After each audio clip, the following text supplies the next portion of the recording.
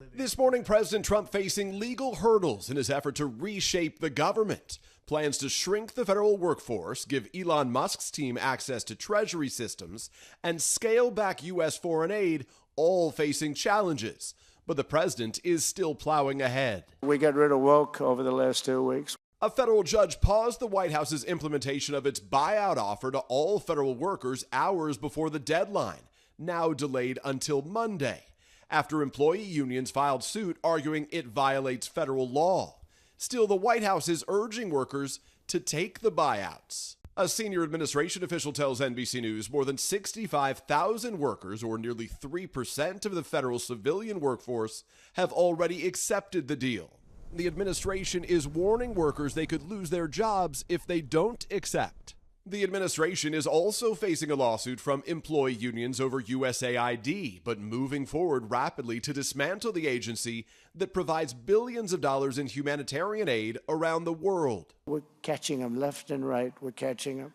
According to two people familiar with the plans, President Trump is expected to slash the agency's ranks from more than 5,000 to fewer than 300 workers. Democrats saying pulling back aid from struggling countries makes America less safe. China benefits. Russia benefits. Those that don't mean as well benefits. Secretary of State Marco Rubio is defending it. The goal of our endeavor has always been to identify programs that work.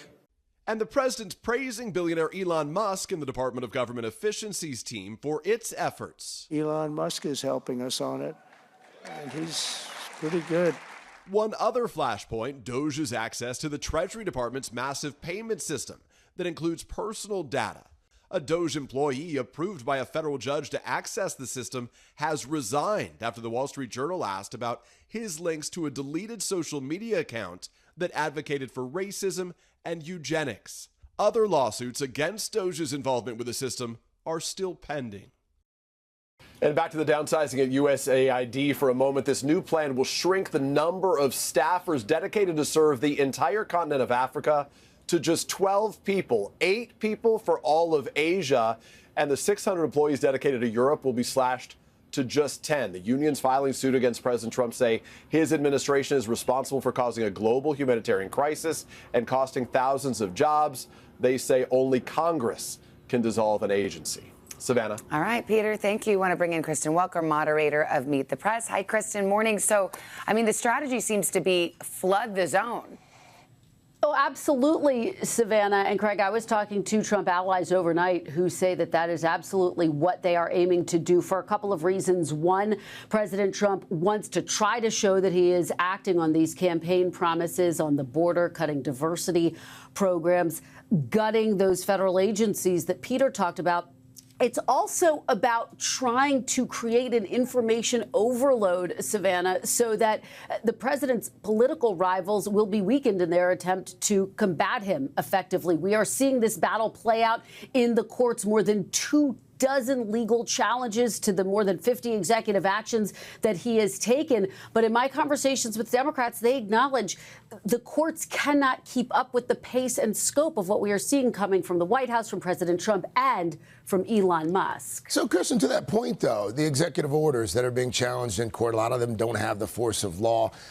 Anyway, how much of this is about governing? How much of this is just about messaging?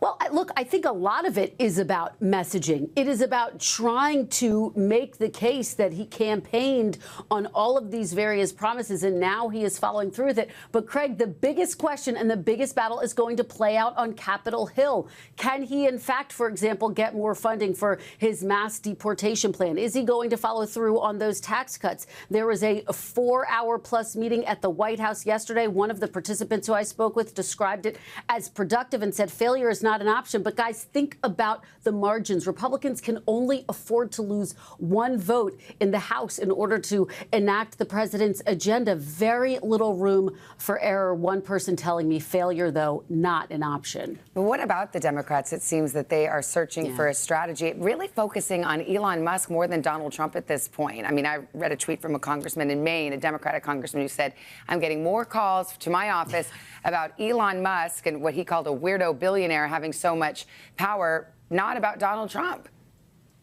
It's a really great point, Savannah, and we did see Democrats' messaging really coalesce around Elon Musk this week. They are still, though they say, struggling to find that coherent message. But in terms of Elon Musk, you saw the House Minority Leader Hakeem Jeffries introduce legislation aimed at combating what he called a power grab by Elon Musk. So they held a number of rallies this week, but going deeper inside, they say they're still struggling for that big message, particularly on voters' number one issue, the economy. And at the end of the day, that's what President Trump is going to be judged on. Can he lower prices? Can Democrats find that messaging? Savannah and Craig. Kristen, thank you so much. We'll see you Sunday. She'll have the latest from Washington.